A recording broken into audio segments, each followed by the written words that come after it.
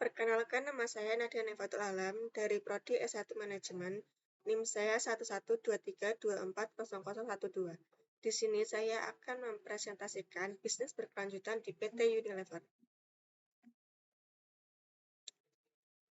Unilever dibentuk pada tahun 1930 melalui penggabungan Lever, Waters, dan Margarin Uni yang merupakan sebuah perusahaan konsumen global dengan berfokus pada sabun dan margarin. Tetapi semenjak Unilever masuk ke Indonesia pada tahun 1933 dengan mendirikan pabriknya di Surabaya, perusahaan tersebut memimpin pada sektor fast-moving consumer goods (FMCG) dengan merek-merek terkenal seperti Dove dan Sunlight. Unilever juga dikenal karena komitmennya pada keberlanjutan dan tanggung jawab sosial, menciptakan dampak positif di pasar global dan di Indonesia.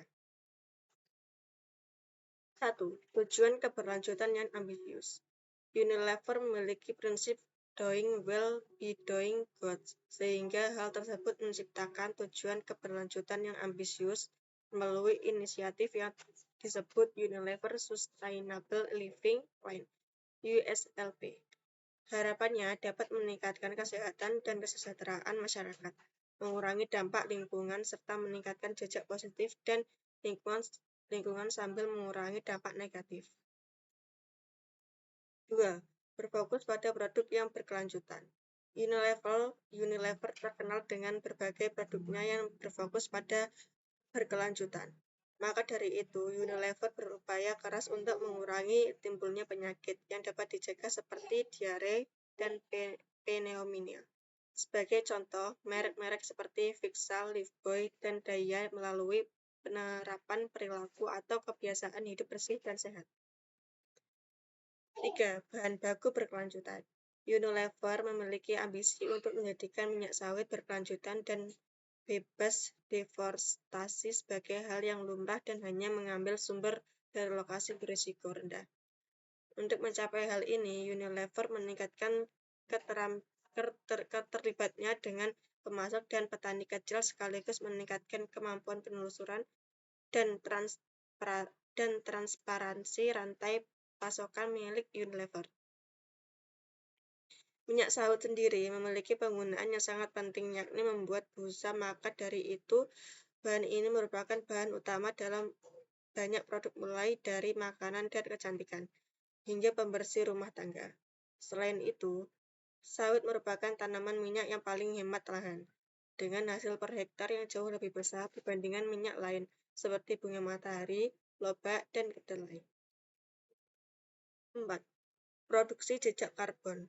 Dikarenakan perubahan iklim yang menjadi krisis global, maka Unilever menetapkan target ambisius untuk mengurangi emisi gas rumah kaca dari operasional mereka dan rantai pasokan. Hal ini melibatkan investasi dalam teknologi hijau, peningkatan efisiensi energi, dan beralih ke sumber energi terbarukan di seluruh operasionalnya.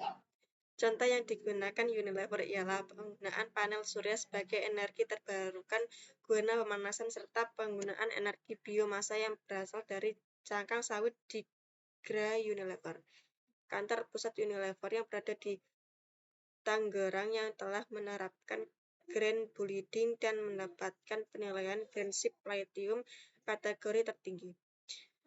Gra Unilever memanfaatkan cahaya matahari untuk mengurangi penggunaan listrik dan melakukan penghijauan agar dapat menyerap sebanyak mungkin emisi CO2. 5. Program pengembangan masyarakat.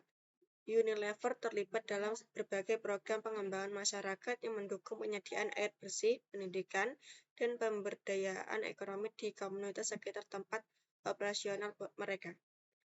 Ini termasuk program seperti Unilever Foundational yang berfokus pada peningkatan kesejahteraan masyarakat. Contohnya, Unilever telah menerapkan program pengelolaan air di sekitar 100 lokasi produksi Unilever.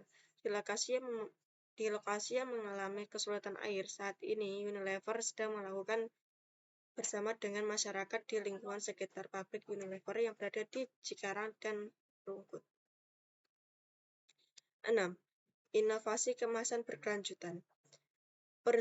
Prinsip keberlanjutan juga diterapkan melalui berbagai terobosan dalam pengembangan produk dan kemasannya. Salah satunya melalui komitmen terbaru dari divisi Home Care Unilever yaitu Clean Future, sebuah upaya menciptakan masa depan yang lebih bersih dan lestari dengan melakukan transisi untuk menggantikan 100% karbon yang berasal dari bahan bakar fosil dalam pembuatan, produksi, dan pengemasan rangkaian produk pembersih dan detergennya dengan karbon terbarukan atau karbon daur ulang.